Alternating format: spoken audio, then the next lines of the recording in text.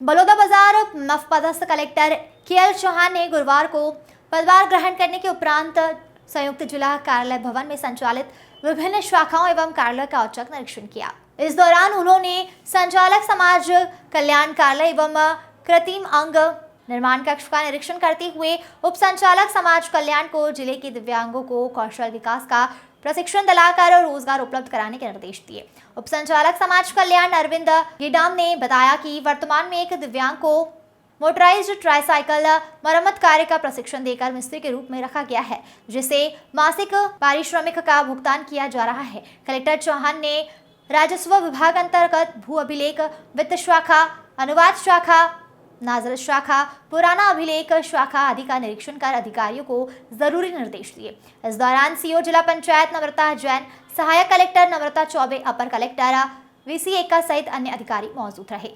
Bureau report.